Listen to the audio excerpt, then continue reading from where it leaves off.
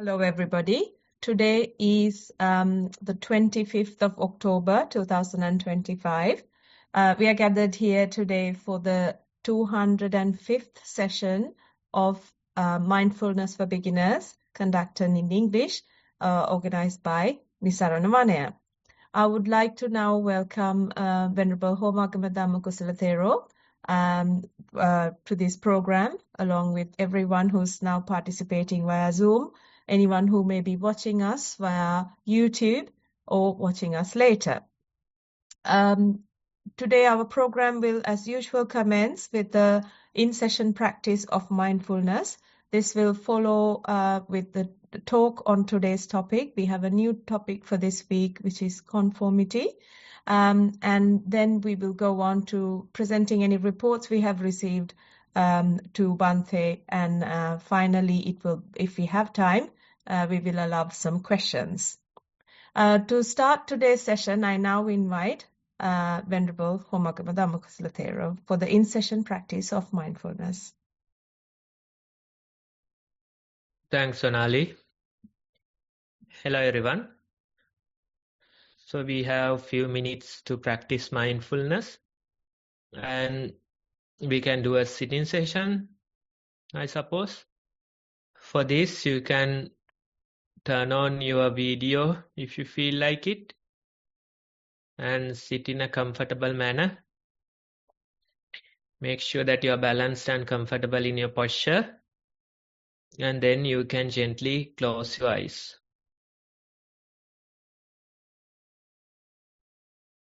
You are seated and you have your eyes closed.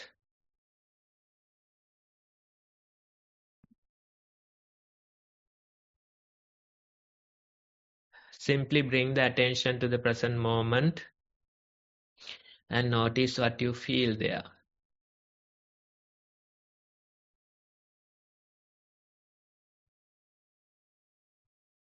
You may hear certain sounds from your surrounding.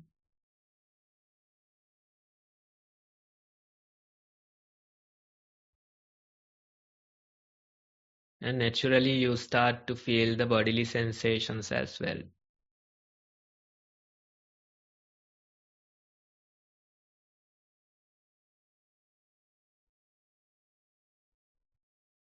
Notice what sensations become prominent in your body. Maybe the breathing.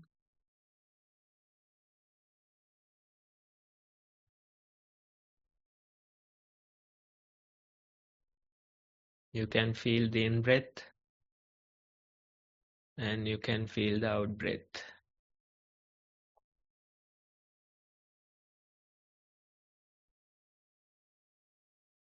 We simply try to be aware of the natural breathing in our body.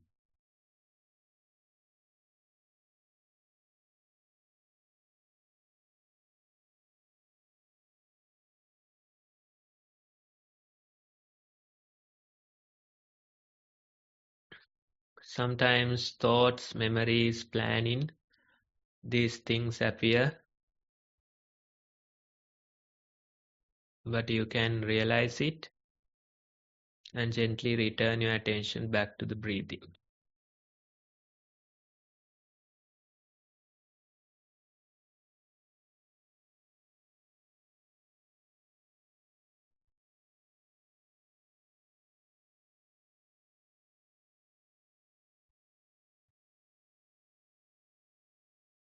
Certain irritations, pain in your body, these things come. Drowsiness might appear. But among these things, repetitively we bring our attention back to the breathing.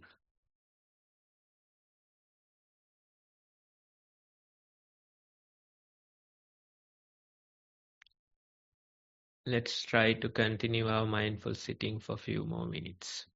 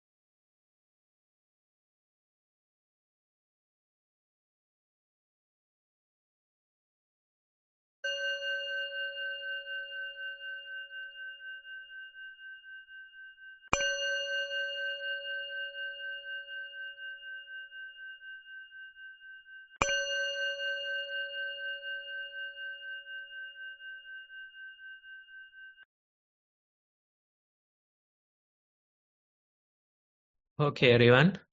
That's about 15 minutes of mindful sitting. And thanks for joining actively. And this is just to give you an idea about the practice. So you can practice on your own and you can share your experience with the group. Sonali, with that you can take over. Thank you, Bhante. Next, we have the talk on today's topic. The topic for this week is conformity.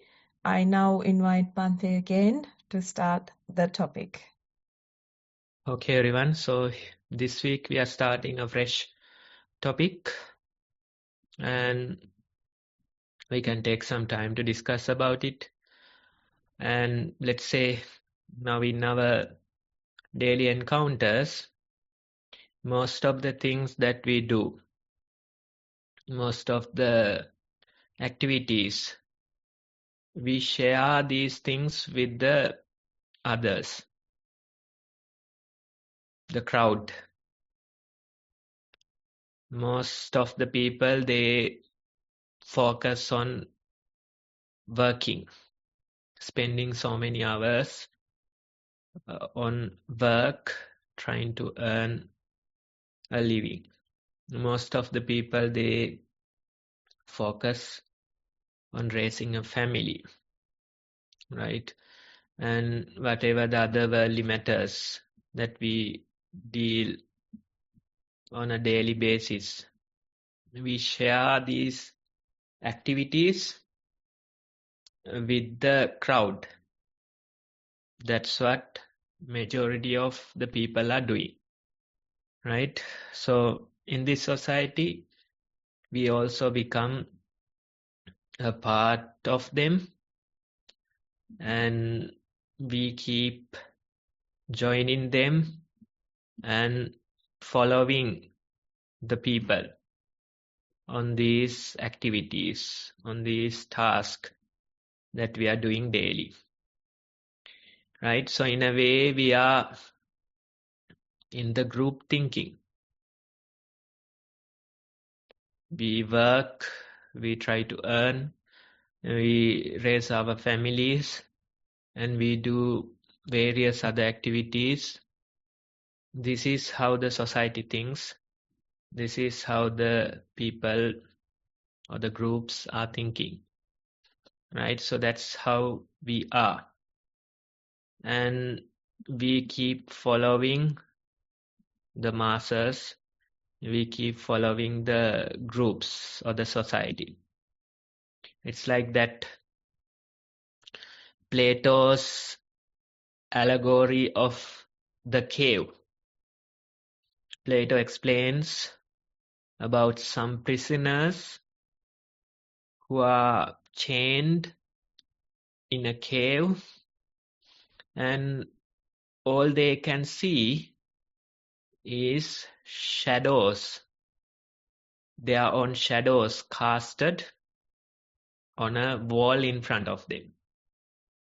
They have a fire behind them and all they see are the shadows casted on the wall in front of them due to the fire, right? So that's how they live, that's what they experience as the reality, and day and night they keep watching this and they understand this as their reality. Plato's allegory of the cave. One prisoner breaks free and he goes outside. And his experience is fresh, totally different. Now he sees a colorful, different world. Instead of the shadow world he has been experiencing. So seeing that, this particular person, he comes to realize that this is the real reality, not the one I have experienced before. And he comes to the fellow prisoners in the cave and tries to explain them about the real world that's outside.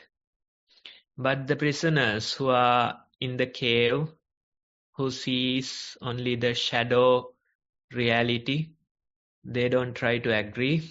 They don't believe this person, and finally they beat him up, saying you are a liar.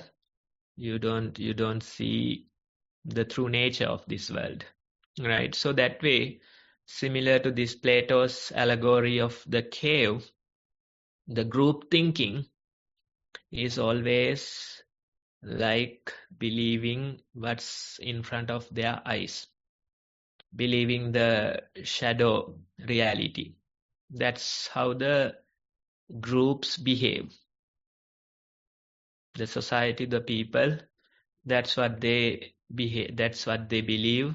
They see a reality and they believe that that's the real reality.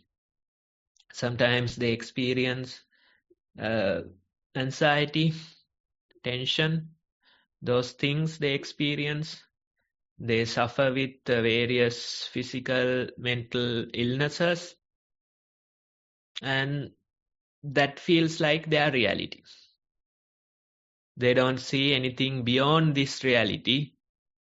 Day and night, they keep going with the group. They experience the friction. They experience the anxiety, and they think this is our reality.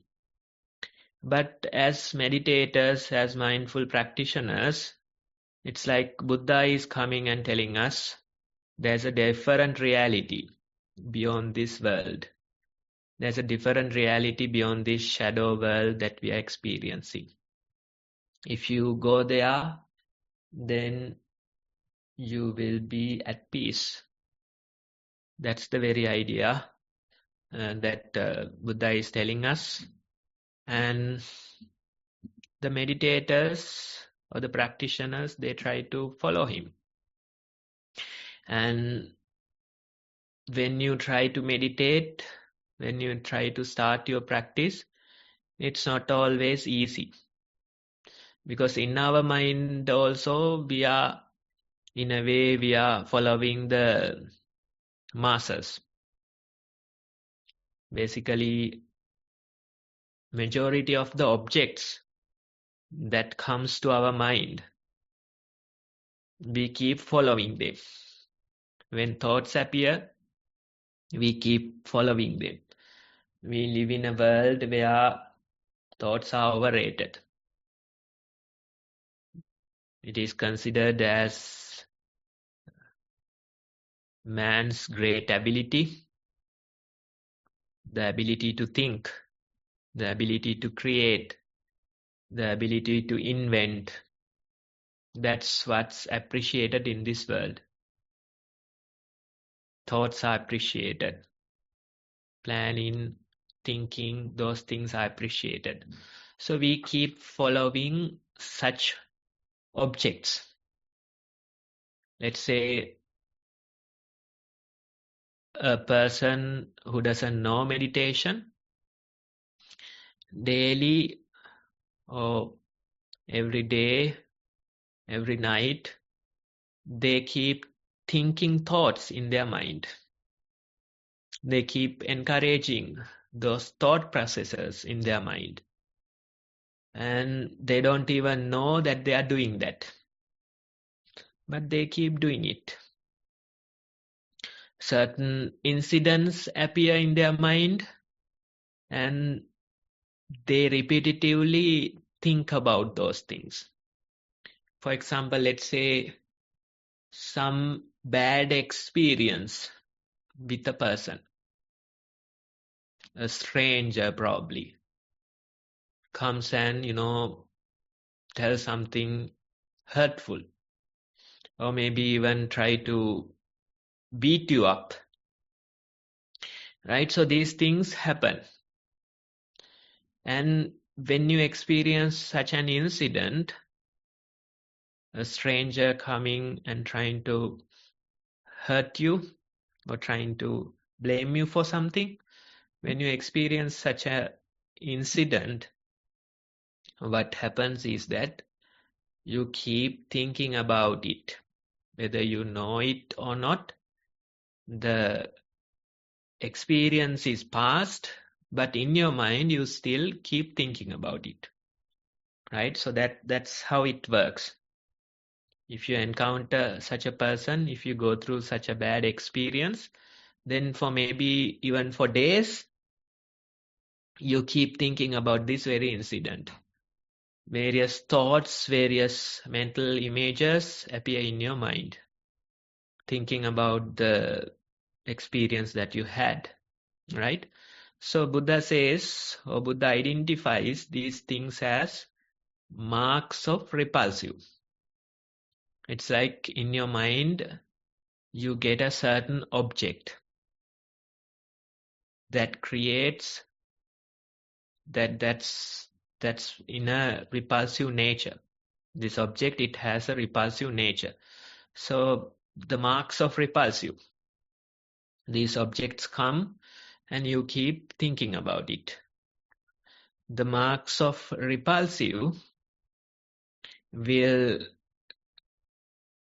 increase arise and ill will in your mind, will expand it. And unarise and ill will arise due to the marks of repulsive. Unarise and ill will arise. Arise and ill will expand due to the marks of repulsive. So let's say you keep thinking about it, you want to get back at them, you plot a way to hurt them. So this way, the mind keeps thinking about this very incident and it creates plans. It wants to get back at the person who hurt you. Right? So they say, time after time, these thought processes are encouraged. So when such objects come into our mind, if we keep following them, what happens is that unarisen ill will arise. Arise and ill will expand. These things happen. Not only marks of repulsive, even the marks of attractive, certain pleasant objects, certain experiences that you want to revisit. You keep thinking about them. So this way, in our mind, we follow the masses. We follow these objects that appear in our mind, and that's how we function. But when we are introduced to meditation, when we are introduced to mindfulness, what we do is we simply don't follow these objects. We try to anchor our attention to a simple bodily sensation, like we did during today's sitting. Various ideas, planning, memories, these things came to our mind, but we didn't go along with them. We catch those objects and we return our attention back to the breathing, a bodily sensation. That's what we did during the sitting session. And same goes for the walking. Various objects come to your mind, but you don't go along with them. You don't appreciate them. You realize repetitively and you return your attention back to the walking steps. Even in daily encounters, daily activities, we try to have a certain awareness of our body. A certain bodily awareness we try to maintain. If you are eating something, you try to maintain a certain bodily awareness about the eating process. If you are brushing your teeth, you try to maintain a certain awareness like that. So that way, You don't go with the thought processes. You repetitively return your attention back to a simple bodily sensation. That's what you do, right? So in a way, we don't follow the masses in our mind. We have been following them, and the only result we got was anxiety, probably mental illness. That's what we got.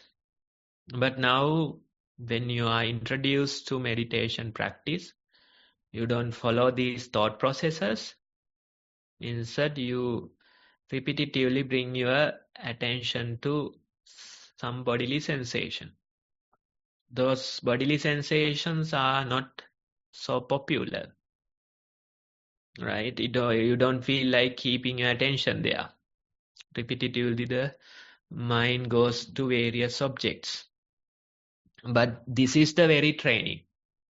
If we keep following the masses in our minds, if we keep following the same objects, then the only result we will get would be tension, anxiety, stress, mental illness, those things.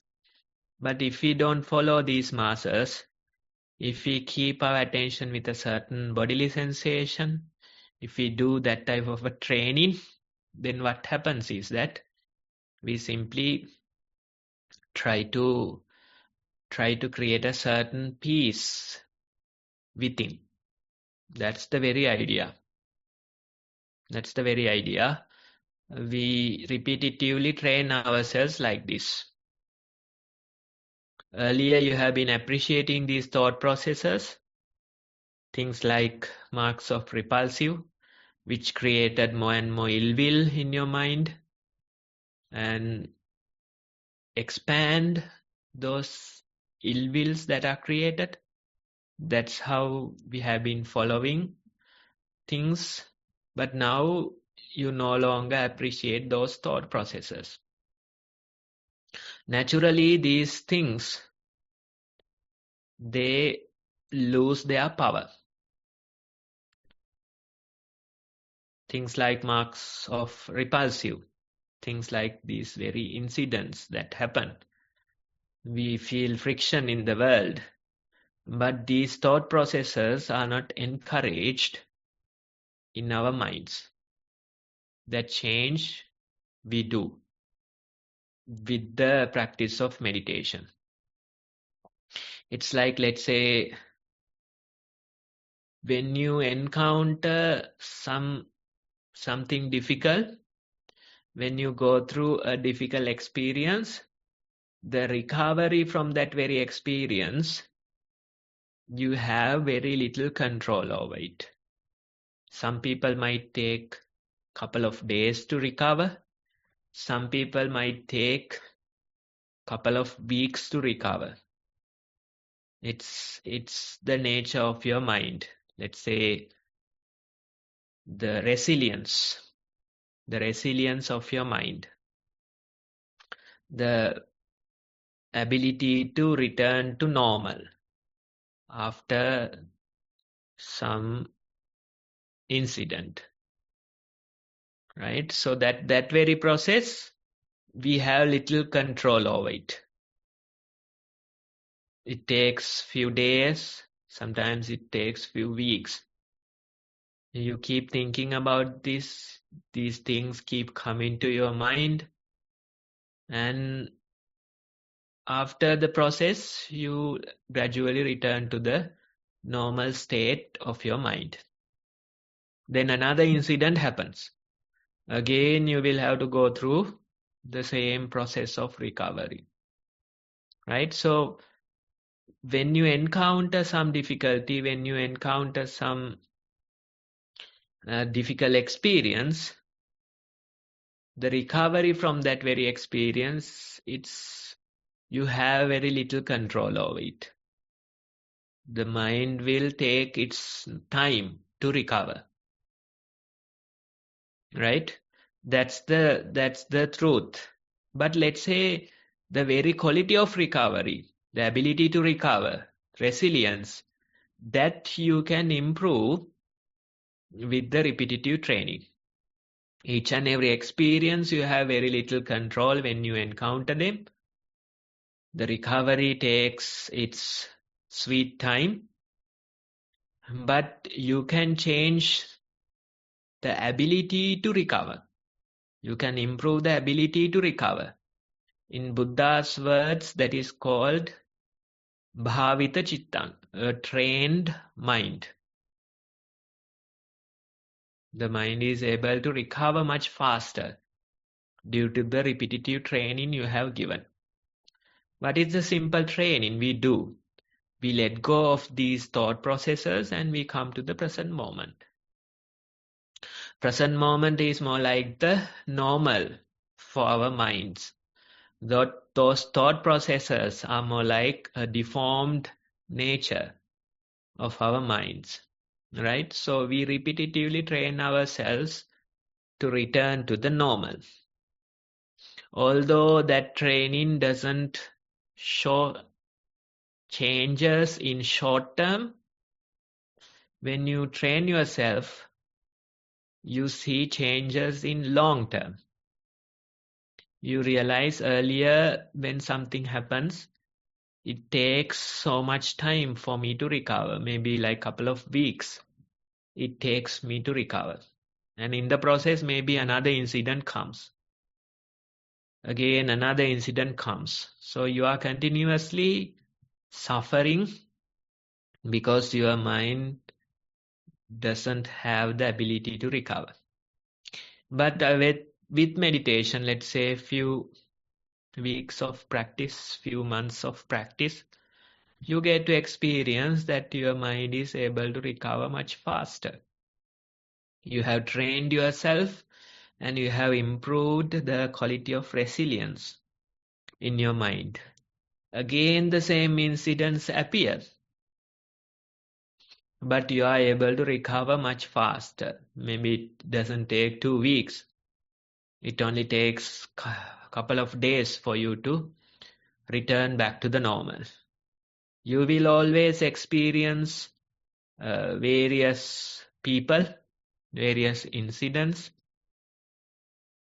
Those things are natural to the world, but you are able to recover back to normal much faster.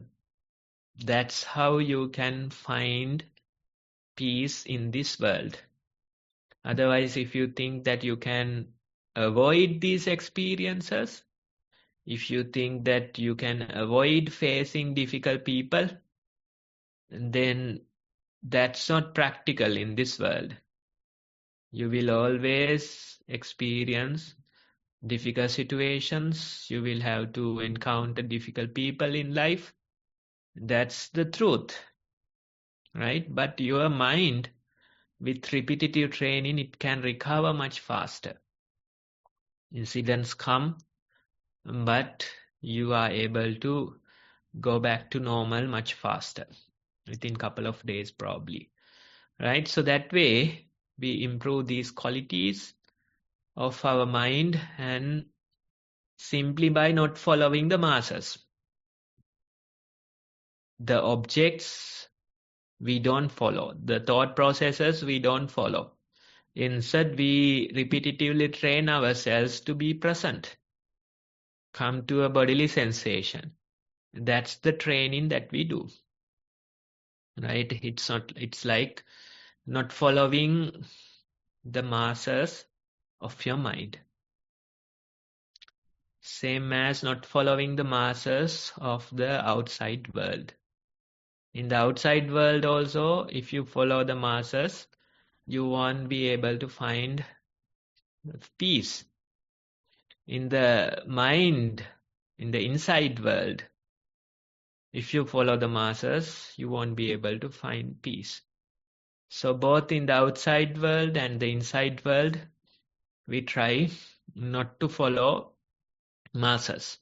That's the very idea, right? And the quote that you can see in the flyer, it says, whenever you find yourself on the side of the majority, it is time to pause and reflect. It's a thought from Mark Twain.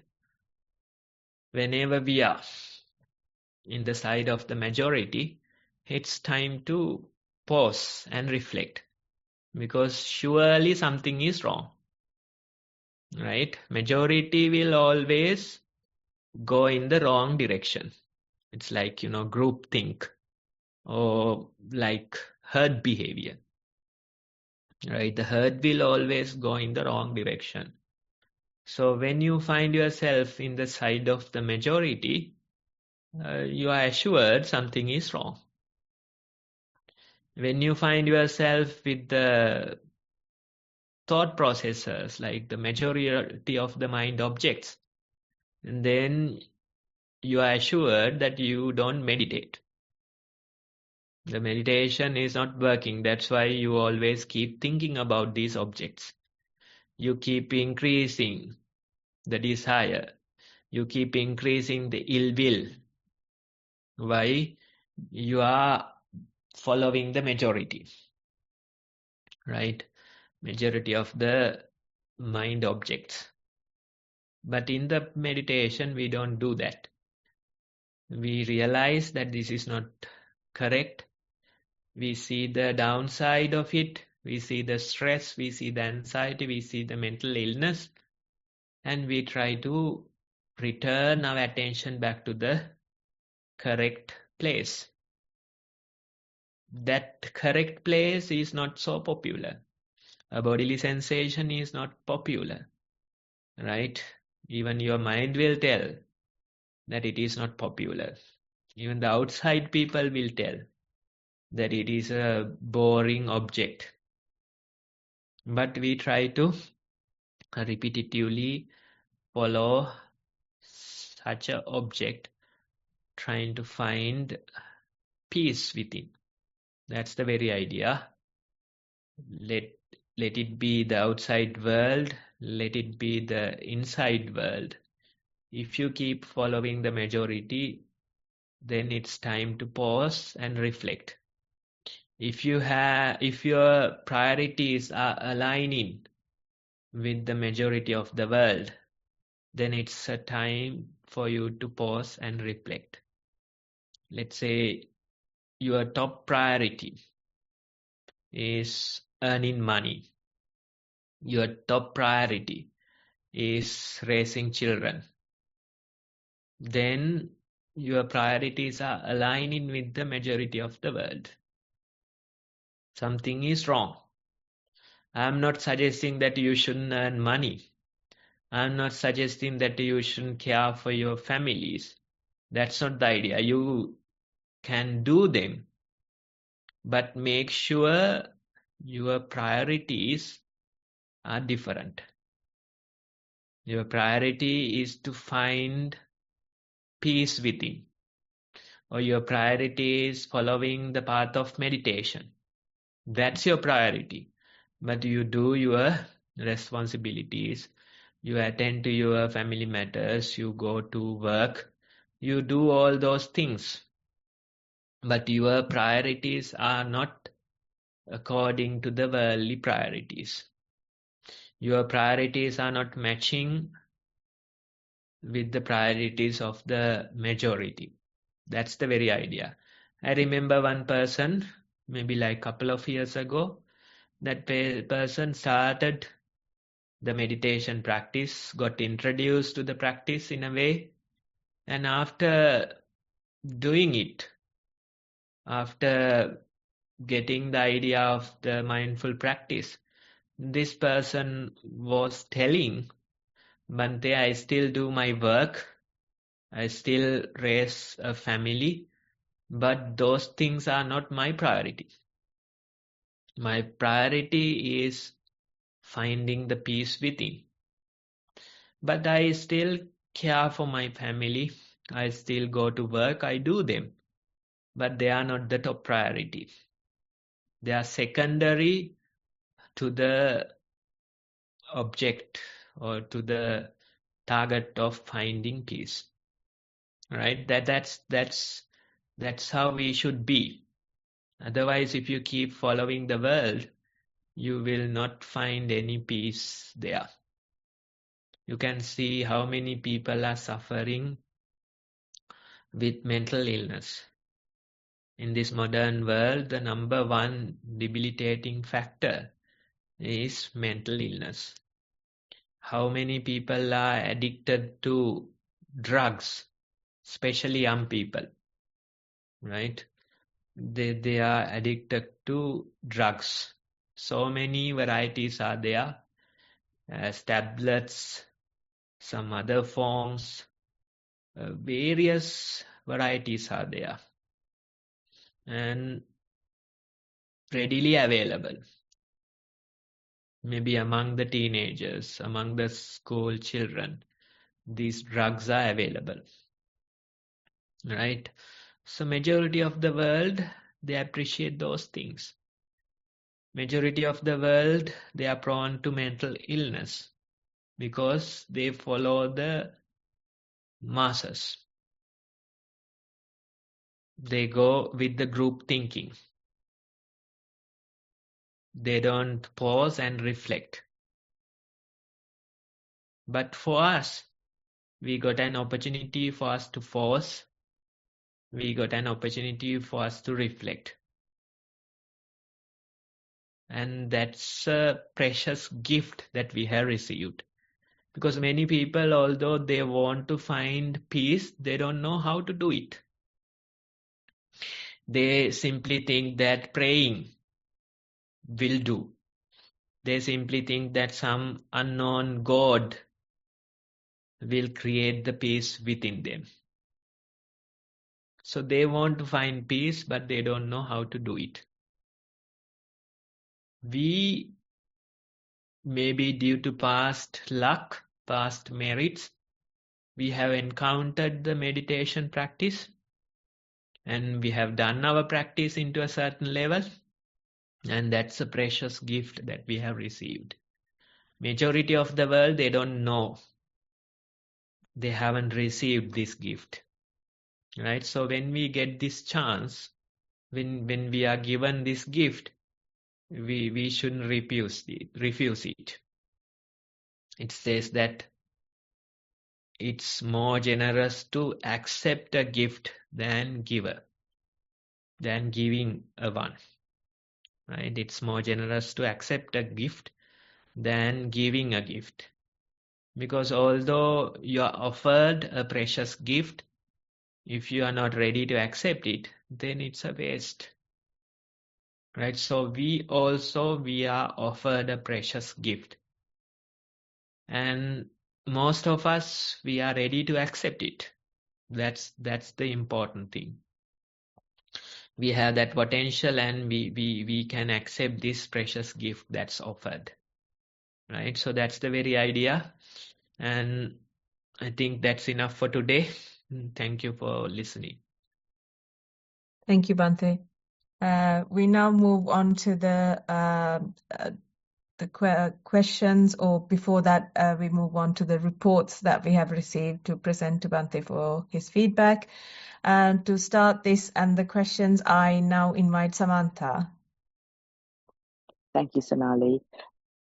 Avasarai Bhante, thank you for that really valuable talk and advice. That's really helpful, how thoughts can lead to anxiety and if we follow them. So if anyone has any questions regarding the talk and their experiences, please do ask Bhante at the end of the when the reports are being read at the question and answer time. And before I go on to read this week's report, Bhante, we have one report.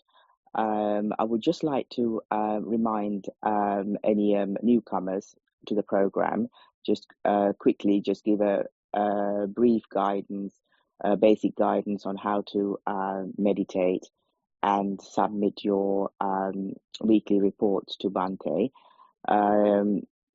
Sonali will put all the details in the chat with all the emails and how to do this, and give a report of your meditation report as well. And there are two helpful, as you can see when in the chat later on, you can see there are video links put together by Nissarana Vanaya on mindful walking and mindful sitting, just like what we did at the beginning of the session.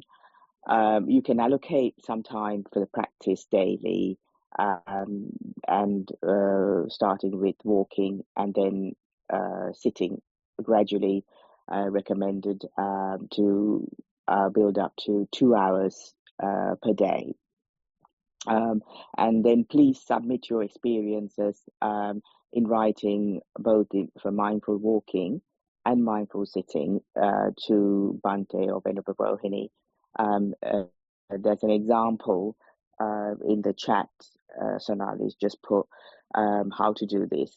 For example, if you're walking, you can describe any prominent sensations, texture of the ground, or pressure points of the sole, how the body weight shifted. Similarly, in sitting meditation, again, as we did this morning, you can refer to any prominent sensations, incoming and outgoing breath at the nostrils, or rising of the abdomen, etc. And also important not to forget to write your report experiences on mindfulness on the daily activities during the day. Then in the session, Bhante or Venerable Rohini will give valuable guidance for your own practice and how to progress in your meditation. You can see, you can then send your reports either in the Google form as in the link or by email. All the details are provided in the chat. So this is a really good opportunity to get personal guidance from Bhante or Venerable Rohini on your meditation progress. And you can continue with your mindfulness practice during the week according to the advice given for your own report during the session. So that really is beneficial, and you can get personal advice on how to improve your mindfulness practice. Finally, as in the in further recordings, as in the chat, the recordings of the sessions are available to revisit at the link given in the chat. I think all the details are there now. So now I will go on to read this week's reports. So Bhante, we have one report, Bhante, from an adult. The report is Venerable Swamin Mahansa, mindful walking. Place carpeted floor in the room. Time 7:40 a.m. Duration 50 minutes. Primary object sensations on soles. Weather adverse weather. I was not well. Fever, stomach problem, severe headache, body pain, runny nose. Despite of all the obstacles, went for a mindful walk. First I walked freely a few times. Then I observed feet as left and right. Felt the roughness and the hardness of the floor. Further felt dryness and the warmth of the floor. Thoughts came to my mind regarding an incident in the morning. It was very difficult to focus my attention on attention to foot, but time to time could feel the roughness of the floor. Felt like giving up. Thought of doing later, but continued as the allocated time duration was not over. As the allocation time duration was not over. Heard sounds. Sad thoughts appeared. After some time, felt calm, was happy that I didn't quit. Mindful sitting, place on the cushion in the room, time 9 a.m., duration 25 minutes. Primary object, abdominal movements. Sat and listened to sounds, then observed belly motions. There were rapid movements which gradually grew slower. Later the motions were vague. Then observed the touching of legs, hands, and hardness on the cushion. With time the sensations became lighter. Theruvan Saranai, Utum Swami Mahansa. That's the end of the report, Bante. Okay, thanks for presenting. Now, you can see even during a meditation session, it's easier to quit.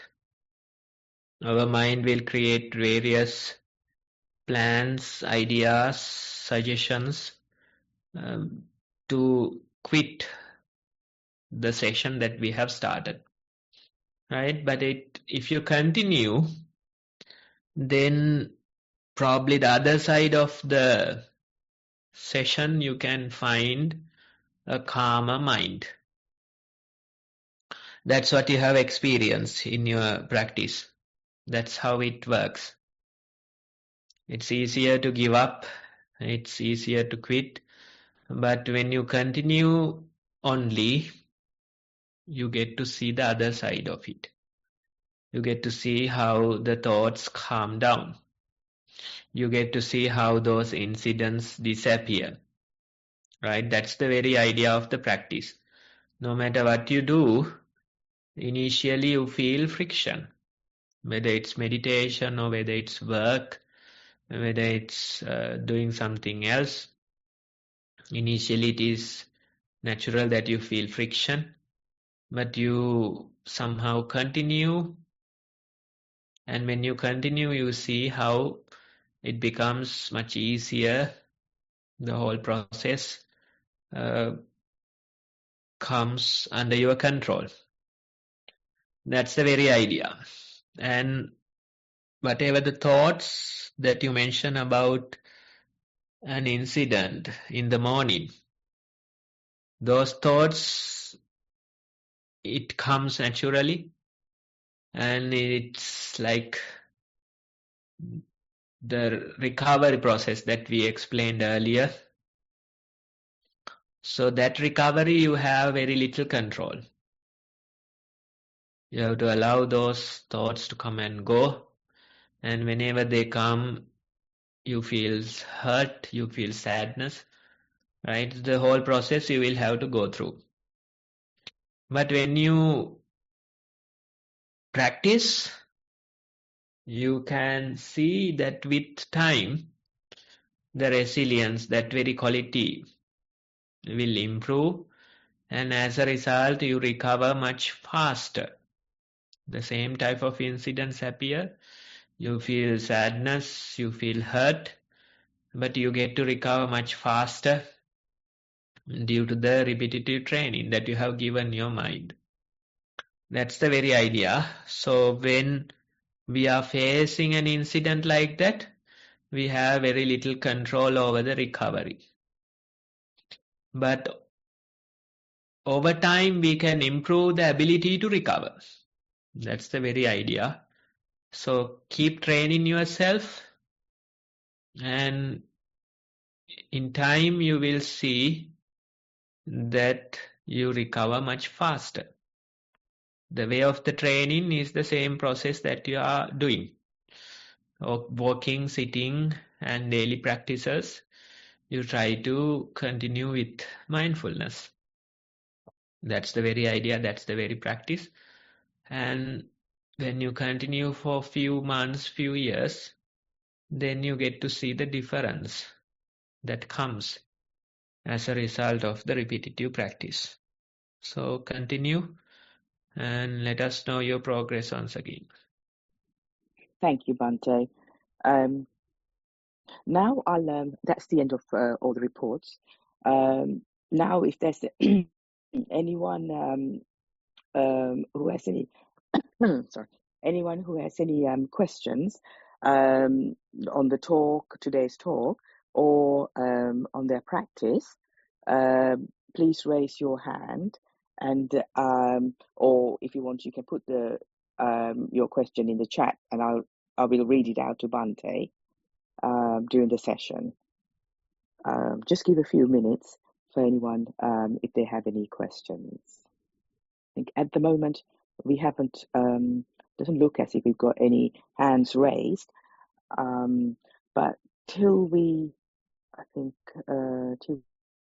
get anyone who has any questions to ask, I just want to say, Bhante, that was in that talk, it's a very common thing, how thoughts really, I've noticed, how really affects the mind and one's mood as well, emotions, and proliferating on these thoughts can really have a negative effect. I personally have noticed that. And when Bhante said, so it's good to sort of like put the attention when this happens, so to the body sensations, and then that's how we keep practicing. However, this is boring, and then the mind doesn't like to be with the body sensations, which I've experienced, which is true. And so the mind keeps like to go back to the colorful thinking or the negative or whatever. So I was just thinking now, how can I make this mind not to go to the present, the body sensations, and make it more lively and not so boring? So one thing I noticed was when I did do that for a few minutes, I reflected on the mind. Before it was stressful, when I had the unpleasant thoughts, and afterwards it was nice, it's calmer. Just like actually in the report, the report that I read out, the person said they didn't quit, and after some time felt calm and was happy that they didn't quit. So I was just thinking, then I must show the mind that this is how, the practice, the happiness. So would that be an incentive? So obviously I had to carry on, doing my meditation to increase it. Would that be the incentive to show the mind that this is the best peaceful state to be within the body, and it's not really boring, because that's where the ultimate peace and happiness, as Bhante said, will be, not in thought proliferation. What would Bhante advise, please, to not be bored by being in the, to make it more interesting to be with the bodily sensations or the breath? Thank you, Bhante. Yes, so 2 parts. The first one is your idea, and that's an insightful thought. Now, by repetitively practicing, not giving up, although the mind suggests to give up, right? We can show the mind that at the end of it, at the other side of it, you can really find peace. You can really experience a certain level of calm, right? So repetitively you train yourself, repetitively you go through that difficult patch, and you show the mind in the other side of it. You can really feel a certain level of peace or calm, right? So that way we have to tell this mind that there is a better state. Telling once won't do, or showing once won't do. You have to repetitively show the mind that there is a better state than the friction that we are experiencing. Right? So that repetitive training is important. Repetitively, you are showing your mind that through the practice, you can experience calmer states of mind. That way you can really show. That's why repetitive practice is important. Every day you do your daily walking, sitting session. You try to maintain a certain level of mindfulness in your daily encounters. That way you repetitively show the mind that through the practice you can experience better states, calmer states, right? So that's an insightful idea. That's how we can really show the mind that there's a different state than the friction or the anxiety that we are experiencing, right? So that experience we have to show it time after time, and as a result one day the mind will accept this change. It's like, learning the hard way. You tell your mind it won't work. You advise your mind it won't work. But you go through the very experience repetitively. And that way of learning is effective. So with the practice, we are showing our minds that there is a better state than the difficult state we are experiencing currently. Right? So that's a good thought. That process would work. That's why we do our daily practice. Then the second part is how to make the present moment more interesting. And that's something where we can be creative. For example, let's say when it comes to those Satipasala sessions, we introduce various mindful activities and games. When we introduce mindfulness as a game or activity, then it becomes interesting, right? That way we can even teach children, keep them engaged, right? So those creative ways are there. Especially for seasoned practitioners, we encourage them to exercise their bodies, and that way they can become mindful, right? For example, things like yoga. It encourages mindful breathing and body awareness. So if you spend a couple of hours doing that, then naturally the present moment becomes interesting, and through the exercising you can become mindful, more present. Right? Then various daily activities or various hobbies or things like gardening. That way we can introduce mindfulness as mindful activities. And for children we introduce certain games, kind of things like that. Right? So various ways are there, various tools are there to make the present moment more interesting. And that way we can easily bring the attention to the present moment. Except for our daily meditation, these things are valid. Try and see. Especially things like, workouts. They can really help. Thank you, Bhante. That's really encouraging, and I will do that. In fact, I think even in the act of being mindful, because I didn't really like washing dishes before, especially when you see a sink full of dishes, but then when I thought about it and I was actively mindfully washing dish by dish, then eventually the process became better. And now when I face the dishes, I'm not, scared. I quite enjoy it because it gives the mind the peace, and I like that.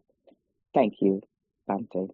Yes, So, so such things you can make them some kind of a interesting activity, mindful activity. That approach will help you to, practice mindfulness and you don't curse the situation. Most of us, we will have to go through these experiences, these tasks, these chores, and in the mind, probably they are cursing while doing them. So no benefit, no. You have to anyway do the activity, and as a result, you create additional friction in the mind. You change that attitude, you take it as a fun game or hobby, and it creates so much benefit. You do the daily chore or the activity and you make it a part of your practice. So these things are interesting ways to introduce mindfulness to life. thank you. Sadhu, sadhu. So, we have a hand raised by Ashini. Ashini, ask your question to Bante. Thank you. Swamini Hansa, Thero Swamini Hansa. Now when I have a chain of thoughts, is it alright to repeat thoughts 3 times and bring back my attention to the main object? I mean, like mentally verbalizing thoughts 3 times, so that I have experience. When I do like that, it is easy to get the attention back into the main object. But is it okay to do like that, Swamina? Yes, if it works for you, then of course it's a valid way. It's okay to do. So try and see if it is helpful. Then you can use such tools to remind yourself to be present. But make sure that you do it gracefully. Otherwise, you create additional difficulty due to repetitive labeling, and that's not good.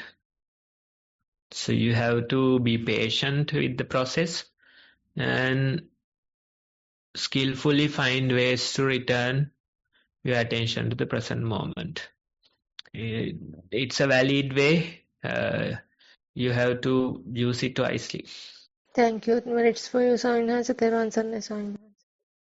We don't have any more hands raised. I think that was the last question. So, if anyone hasn't got any other questions or anything, any talks on their practice or of the talk, then shall I hand back to Sonali to wrap up? Thank you. Thank you, Samantha. Thank you to everyone who asked questions and for the reports that were submitted as well. I will now have a small announcement to make. It is just to remind everyone to keep sending your topic ideas and any feedback about the session to us via the email. You can type it in or just simply tell one of the organizers, one of the co-hosts, and we will be able to incorporate that in the future sessions. So I will now move on to end the session. Thank you to the organizers and thank you to everyone who's helped us. And most importantly, thank you, Venerable Homagama Dhamma Kusala Thero, for your continued guidance on this program. And also, we can't forget the Chief Abbot of Nissarana Vanaya, Venerable Udayiriyagama Dhammajiva Mahathero, whose idea was to initiate this program as well. May these merits help them improve their own practice as well. To everyone who's participated today, thank you. And for ones who are joining via the YouTube channel. Thank you to them as well. And we will, as usual, bring the program to you at 1 p.m. on Sri Lankan time. And may you all have a happy and mindful week ahead. I will now stop recording and end the session for everyone.